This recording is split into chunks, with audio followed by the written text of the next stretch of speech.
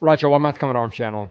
Okay, so today we're checking out a video about Ukraine's divers. So this is specifically the 73rd Naval Special Operations Center. So I haven't seen a whole lot of Ukrainian naval operations specifically, especially their special operations. I know we've seen a few kind of like waterborne operations. For me, it's kind of hard to remember how many of those were actually tied to like naval special operations or just like general special operations.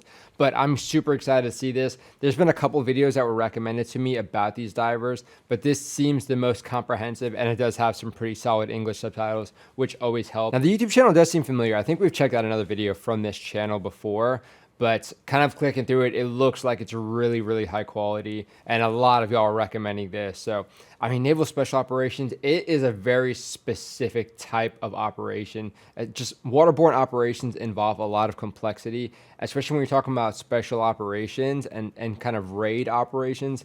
You really need everything to be squared away. And even still, I feel like there's still more luck involved in doing these than kind of like traditional or like land-based special operations. But yeah, I'm curious to see what you guys think and if you guys can add stuff to what I'm saying in this video. But it should be cool, so let's go ahead and check it out. Море – це взагалі кайф, типу, бризги летять, ти весь мокрий, тебе покриває вода, вона по тобі стікає і от постійно... Music is kind of like і за тобою йдуть ще a 90s science documentary. Хвилі розрізають, і це дуже гарно. Вода Kind of fits pretty well. мобілізує твій організм, коли ти знаходишся в цій стихії, тому що десь на підсвідомості ти знаєш, що це небезпека для твого життя і здоров'я. А з іншої сторони... It's so interesting to hear him like talk from like a philosophical perspective. That was a sick view. Damn, okay, this intro is sick. I don't know if this music is gonna have to get muted, but we'll see. Oh my gosh, dude. I love that. Just the small boat operations hitting like targets on like the littorals, like the beaches and stuff. That look... Oh my gosh, dude. Who's been hiding all this footage from us? I guess them, huh? It's kind of the point. Wow, that was... What an intro. Holy cow.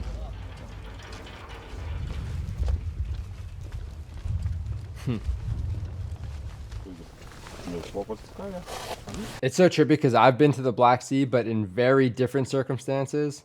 So yeah, it's kind of weird to think about like that. It was Sunny Beach in Bulgaria.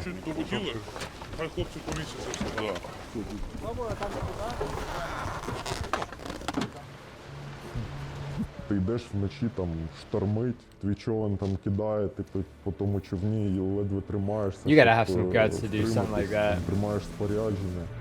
Ти дивишся в ПВС, оцей шторм, тут стихія. Oh my gosh, night vision on water and stuff. Там з дому не вийде. А ти от в центрі цього кипіння води знаходишся. І especially if you don't have a whole lot of natural illumination. Етап просто пересування до виконання завдання. Морально ми повинні бути готові, бо якщо ми не будемо це робити, This guy's about that life. то ми окажемося десь в Польщі. Просто і все. Damn. What a strong sentence, dude. The reality of it is insane. That mindset, it's again so hard to understand, but so easy to Оператор appreciate. 73-го центру – це такий же оператор, як і в 3-му полку, 8-му полку. Тільки він ще розуміється на виконанні бойових завдань у водному середовищі. Golly. Як водолази-розвідники, Short ми AR. маємо мати спроможності і навики працювати з-під води. Тобто до моменту виконання завдання на якомусь об'єкті, на суші, ми можемо виходити туди водолазним способом. Oh my gosh, dude. Південь – це And the bugs and ліси, shit just flying around пустелі, him. пісок, чагарники на островах, комарі, болота. плавні. I like how you дельта mentioned Дніпра, mosquitoes. сильна течія. That is actually a Літом неймовірна very big спека, consideration. зимою по коліна води. Оце південь. Mentality wise. Перш за все, Drive you це insane. вода. В будь-якому випадку, для того, щоб виконати завдання, тобі треба буде подолати якусь водну перешкоду. I was about to say, yeah, there's a яку- lot of obstacles. Або багато годин тарахтіти по морю. For someone who didn't learn how to swim until I was 18, until I went to Marine Corps boot camp, really, I mean, I tried swimming a little bit before just to kind of see if I could go the distance. And I was like, okay, I could kind of do it. However, in boot camp, obviously, we were wearing all of our full uniform and our boots and stuff, made it very different. So I had to learn a few more techniques. And luckily, I didn't get held back or anything in training, but I ended up passing that. For someone who is not very confident in like my swimming abilities, that's kind of undermined my comfort in the water. I mean, operating on the water, I really haven't had an issue because, I mean, a lot of times when you're in the military and you are working like maritime operations, in the Marines specifically, we had like peckies or we had like personal flotation devices kind of, you know, at our disposal. So that kind of gave me a little bit more reassurance. Obviously, if you're ending up in the water, something went pretty bad. But just having that general confidence working on and in the water, especially as a diver, being under the water and especially like being under the water with low light and your senses are just, you know, everything is fighting back against your senses. That takes a whole like different level of just like coolness and comfort in that environment. На човні. The dude with a saw on the side. I like his like snake eyes kind of patch back there.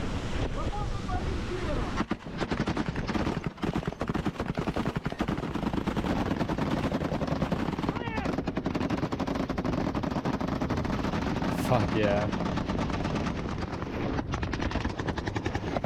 Dude, a 50 just slamming those huge slugs downrange. It's so violent. Especially if they had like a Mark 19. You'd have to reload that a little bit more for what they're doing right now, but golly. They're flying too. So it looks like they're hitting some like kind of target reference points. Oh shit, are they taking RPG fire? Damn, just like that he was hit.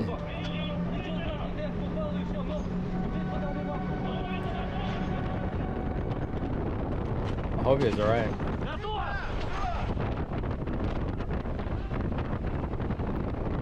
Fucking hell.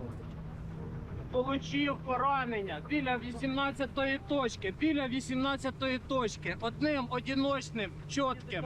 Дивишка, що в тебе за кров? Oh shit, so there's like snipers maybe? Вишку обдивіться, вишку обдивіться! Fucking hell, dude. Це не просто відпочинок на воді, там покататися на Yeah, човні. operating on the water in the Тоді day is scary as fuck. важке спорядження. Якщо ти падаєш у воду, ти почнеш тонути. Треба підібрати спорядження, в якому ти не втонеш. Рятувальні жилети. Yep, повинні dump the бути. stuff you don't need to Це survive. незручно. І от треба But the постійно stuff that will kill тренувати. you Це if you don't dump it. стало незручно, а звично для тебе. І щоб ти міг у цьому виконувати якісно свої бойові завдання. Well said. Oh my Якщо god, dude, the aesthetics. команді ставиться завдання зробити якийсь саботаж на неворожому берегу, то це завдання може просто покластися на декілька груп. Одна група буде робити фазу OTB. It is interesting now with the use of like waterborne drones Зачистка to see how they're going to favor using something like that versus like a special operations team or multiple teams. I mean, when you're talking about like hitting a boat or something, might make a little bit more sense to hit it with a drone, because approaching a boats with small boats, yeah, you're gonna get shot up from pretty far distances, even if it's like low lights. So you probably don't want to risk somebody or a group of people doing that. So maybe more like land-based stuff, or like kind of like shore-based stuff. Obviously, it makes sense to do teams like that. But I wonder if there are going to be the ability for drones to come up either out of the water a little bit and then attack a target, or for them to just attack it with such like speed or something, if it's that close to the water, to be able to use it like that. Розвідка узбережжя Be із interesting to see. захопленням якогось плацдарму для того, щоб зв'язатися з групою, яка, наприклад, безпосередньо буде робити самий саботаж, просигналізувати їм, що берег чистий, і викликати їх, щоб вони вже на човнах змогли безпечно підійти і зробити свою роботу. Their weapons look really, really solid and suited for this. Oh, he's got a drum mag. Interesting. That is super interesting. I don't think we've seen anybody rock a drum mag. I'm not sure if... I really want to know the mindset for rocking one of them. For me, it always just seemed too На самій bulky. воді немає таких боїв. Тут не стріляються, не бігають по воді, у нас таких немає. Вода — це просто якби перешкода, яку нам треба здолати перед тим, як вийти, ну, або добратися якось ближче до противника. You gotta get through danger to get to danger even.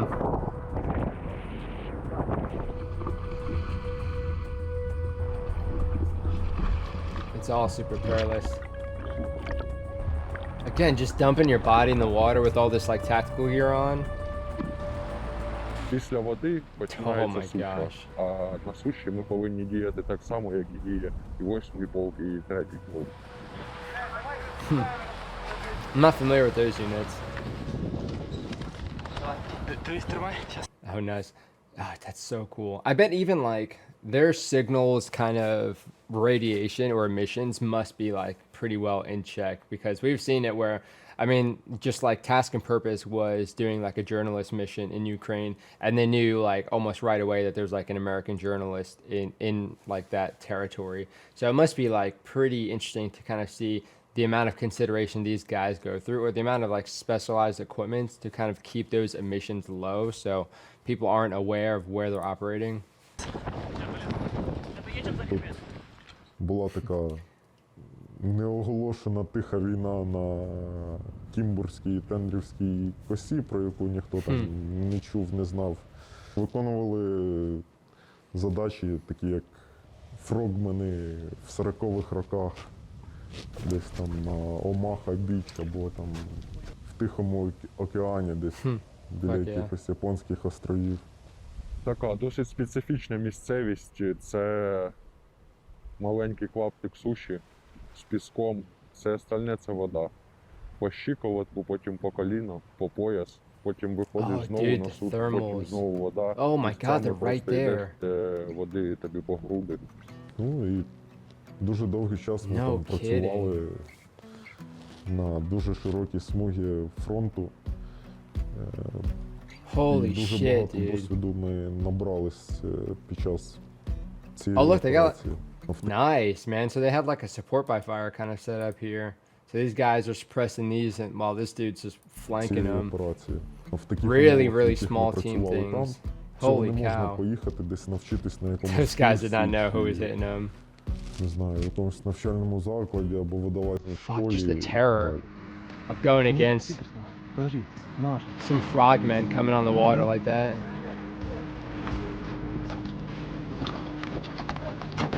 Oh, dude. I'd be hesitant to open up from a little shack like that. They got a 50. They're going to turn that thing into crumbs. That's scary. But I imagine it's going to be, yeah, it's dropping some guys off potentially, or shuttling some guys. Ми приймали So you участь kind of в have to? обороні That's scary. Миколаєва. Після того нас перекинули на Донбас. Oh, nice. You had a Trigicon on that machine gun? Вот такой вот Бахмут. Добрый день, дорогие друзья. Приветствуем вас в нашей ежедневной передаче «Бахмут сегодня». Лучшая работа в мире. Damn, look at the state of it.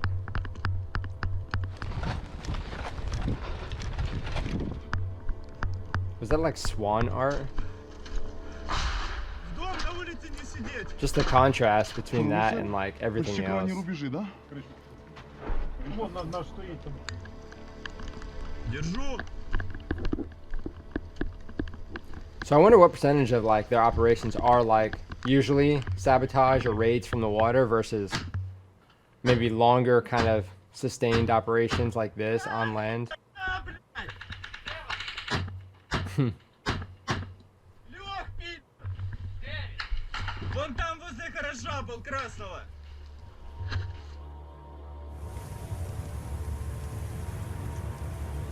Yeah, imagine you're just in like a random part of Bakhmut and then you have naval special operations Чтобы there. каждый понимал, что происходит, то я лежу себе в секторе там за 20 метров, я тупо никуда не пошли. У кожній країні є круті спеціалісти, з якими доводилось працювати. Раніше, Oh, там, yeah, коли I я дивився bet. якісь фільми військові, I mean, we've kind of seen it with a lot of the exercises that people have been doing with just training the Ukrainian forces. But you know, like special operations are always going to be there training each other. And I'm curious what kind of training these guys have gotten as far as like all the different special operations from different countries. I mean, I can well imagine that the US, some US organizations or agencies were trying to help these guys kind of get up to speed on what they need to know and potentially, you know, even equip them with certain things. But yeah, it would be cool to see everybody pitching in. інших країн. Я там казав, вау, хочу бути таким. Ну, вже потім, коли пройшов якийсь термін служби, ти вже там стоїш із тими людьми, які колись були у фільмі, ділишся з ними своїми враженнями, вони з тобою діляться своїми. That is super trippy. Вони брали участь там The в Naruto Афганістані і в patch. інших конфліктах, ну, у них якби інше розуміння про війну. Hmm. Yeah, no doubt. That's Війна it's got to змінюється be дуже швидко. tricky to like tailor that. Зараз, to this коли war. там почали активно використовувати дрони, то взагалі дуже складно встигати за цими трендами. Крайній раз, коли ми виконували бойове But also, I mean, in like special operations, especially like having drones and stuff. I mean, it kind of locks one person in place, so they're not really operating like the rest of the team is. So maybe you can get people to support, but also again, like if you're doing certain operations, I'm not sure what kind of signals. I imagine drones are throwing some, you know, some signals out there, and that's, you know, potentially going to undermine the security of your operation. Дання одного товариша, він ночі в групу в сигнал пише, ну вже коли ми були якби вдома після виконання, він пише, ні в кого в голові не жужжить, бо ну, насиченість дронів була така, що ну, реально не було такого, напевно, моменту, щоб не Oh my не було gosh. чути звуку дрона. I would not want to hear another commercial drone after І that. в таких умовах доводиться типу, The stress. проходити від деревини до деревини, там де, наприклад, як посадки використовувати якісь там покращені засоби маскування. Yeah, they're like little ghillies. Pretty solid, man. He's shoulder firing I mean, essentially 240. Jeez. What is it, like 26 pounds or something? Лента, переворачивай мне. Що стосується виконання водолазних завдань, то, скажімо так, ми значно більше почали залежати від наших технічних засобів, технічних можливостей для того, щоб успішно виконувати Yeah. завдання. Мінімум And with that, just like 3 тижні може готуватися якась вихід там пари водолазів на берег. you have to це check all of that equipment. тижні і тижні підготовка такої операції, яку раніше там можна було так за день організувати. Yeah. Just the logistics of that. Говоримо про Making sure everything's squared away, of водолазну course, is going to be підготовку, tough. То це найкраща робота в світі, і тобі ще й платять за це. Водолаз – людина, яка бореться з стихією, на яку впливає давлення, температура, певні I didn't even think особливості. about the temperatures, man. How cold must it get in the Black Sea Якщо брати 10 людей, in like the winter? там 7-8 зможуть Can спокійно you even стати dive in that? водолазами, розвідниками, але для цього треба буде різна кількість часу для їхньої підготовки і для того, щоб відпрацювати в них таке почуття впевненості під водою. That's so cool to see. I love seeing the training, especially. Широко так дивитися, Like то navigating and воно keeping починається somebody не з under like басейна, that? а з любої водойми, і щоб дойти, і проходять етапи всіх видів водолазного спорядження. Від вентильованого, це УВС-50, відкритого скуба АО-2, ну і вже ребрізер, система закритого типу. В першу чергу збираємось, проводимо брифінг по самому зануренню, виконання вправ, назначається людина відповідальна, страхуючий Oh, водолаз, snap. Okay. керівник спусків. Again, like these things, транспорт, який буде доставляти they make sense, but I wouldn't- камери, в случаї необхідності. I wouldn't even Проводиться consider it. робоча перевірка апаратів, розбираються пари, розписуються парам. Так, після перевірки Hmm. виконання I'd like to вправ, тому заплановано Get more in depth в залежності on their equipment. від типу водойми. Like від, when they use certain спорядження, systems. яке є, Ми їх виконуємо. Не кожен може якби бути водолазом. Всі операції, які проводились нами, вони були вночі. Ти взагалі нічого не бачиш. І ти Oh можеш my іти під gosh, just водою imagine that, dude. годину. Просто годину йдеш і навкруги на тебе. Underwater for like an hour in darkness, like the amount of it's so weird to think like getting claustrophobic as like an infantry perspective or like a combat arms perspective, but all of mine, you know, even if it's like darkness and you're kind of walking through the woods or you're in like a grove or like kind of like a hide site or something, if you're doing like recon operations, maybe it can get a little bit more claustrophobic depending on the terrain, but being underwater, you know, at night when it's just that dark, especially for that long, that's got to be crazy. Чути, як працює якась техніка, або як працює твій That'll play a toll апарат on your head водного for sure. дихання. Як ти вдихаєш і вдихаєш, і все, більше нічого. Тобто треба бути готовим до роботи в таких середовищах, які можуть викликати в деяких людей паніку. Hmm. Ну, коли я прийшов в 73-й центр, відразу от після переводу, тут збирали команду тих, хто завершив кваліфікаційний курс, і тут уже Oh, починався okay, hell yeah. Combat Diver курс, він називався так. За ці 9 місяців я став водолазом і пригали з парашутом, лазили на великі кораблі, зачищали їх. Цікаво було. Nice. So just taking that a step further. A few steps further, honestly.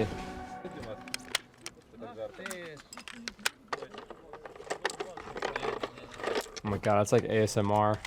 Все ж відносно насправді. Якщо говорити в загальному про 73-й центр, то це організм, який має унікальні можливості, має унікальних Their людей, logo is sick має too. унікальні засоби, може виконувати унікальні завдання, але він не ідеальний, як в цьому світі немає нічого ідеального. І завжди є куди розвиватися. I wonder how big the unit actually is as well. They got the drone covering this as well. I mean, everything just looks really squared away. Their kits, as well as like, of course, all their weapons are really well camouflaged. All the fundamentals are squared away, which is obviously key with any special operations, but if you have a team where the fundamentals are kind of lacking and they're moving to like diving operations, things are going to go very, very wrong. You kind of need that attention to detail. And kind of just that personal self-discipline. It's the helmet scrim. This should be like a recruiting video by itself. I mean, it might be, honestly. I'm not sure. I haven't seen any of these clips before, but they're sick.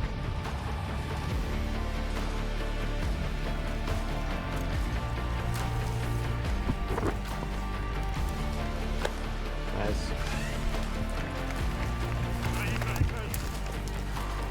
They're peeling away, kind of breaking contact or something. I mean, again, just like training ambush is like a very fundamental Я infantry вірю drill. в своїх людей, тому що це найбільш професійні, найбільш підготовлені, заряджені. Я теж не знаю, кому дякувати, там, Всесвіту чи кому там ще, яким богам, що я маю честь grateful that служити he's- з цими людьми поруч. I mean, I guess, you know, if you're gonna be fighting a war and stuff, like being around some fellows you can like really really trust. Україна для something. мене це мова, культура, люди, які в ній живуть. Це мій дім. Коли там ти буваєш десь за кордоном, якийсь довгий термін, Хм. і тобі завжди хочеться додому. От за це і треба воювати, щоб було куди повертатися. Damn, Ми like a взагалі place for за people to останні go 2 back роки to. зробили великий крок в розвитку, більше, напевно, ніж за всю попередню історію незалежності, насправді. Damn, that's real. І от я сподіваюся, що ми не будемо зупинятися і далі отакими семимильними кроками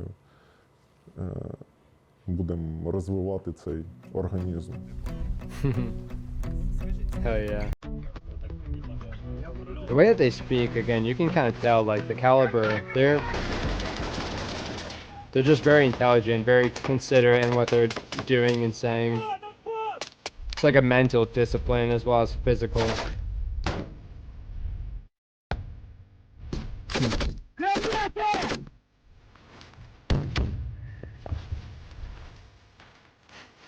Sit the cameraman's foot. Да не, вы что, мы не себя было. Что было, по-другому. Заебал. Это что же не человек, видишь, это грудь, просто грудь. Я себе жму руку. That's sick. Ну, что хотелось бы еще сказать, любите вкусно пахнущих женщин. Interesting. Okay. Well, it made it into the video. Again, I can always appreciate the special operations, special forces videos specifically, just hearing their mindset, getting those interviews and kind of understanding why they are doing what they're doing, specifically in a unit like that, to kind of be at the, you know, the tip of the spear, so to speak. But especially in like kind of like a diving special operations team or a naval special operations team, it's really interesting to kind of hear those nuances. I mean, you hear people who are kind of like more comfortable in certain environments, you know, the water, they kind of feel comfort in that in a way, but they also kind of respect it. Kind of hearing that aspect leads me to kind of like understand why they're moving, or they kind of prefer to be in a unit like that as opposed to someone who's, you know, kind of just in more traditional general special operations, you know, if you can call it that. But yeah, I love seeing these kinds of videos to get that insight. But also, I mean, again, just seeing all the cool training clips, but also seeing their actual operations, especially clips that we haven't seen before, really allows us to appreciate what they're doing and what actually goes into all of it. Specifically with like naval special operations, there's a lot of technical things going into it. You need to have that kind of background knowledge, but you also need to be, again, like mentally and physically disciplined. And we can kind of see that again. We get a little bit of insight when we kind of hear them talking and we hear the discretion with which they're speaking and whatnot. So really, really fascinating video. A very solid one. Just the production quality of the interviews and how they were cut, as well as like adding context at the right moments to the clips, and the clips themselves, just adding that realism to understand like these guys are doing like very, very dangerous operations. Yeah, I have a lot of respect for them, especially kind of fighting in a war like this. They're still talking about why they're doing it and how they feel fortunate being in, at least being in that unit and around, you know, that group of dudes. So super fascinating kind of mindset. If you guys have picked up on something that I didn't necessarily comment on, of course, throw it down below so we can kind of understand all these different perspectives that everyone might be seeing for me, especially not having lived in Ukraine or not having, you know, lived in a war where my home is being threatened, again, my view is a little bit more closed off. It's kind of harder for me to empathize with certain things. So that's where, you know, it's really interesting and helpful to kind of get all of y'all's insight as well. But hopefully you guys enjoyed the video. Let me know what you think down in the comment section. And of course, if you like the commentary, definitely consider subscribing and liking the video, and let me know what you think down below. But that is it for this video. I'll see you on the next one.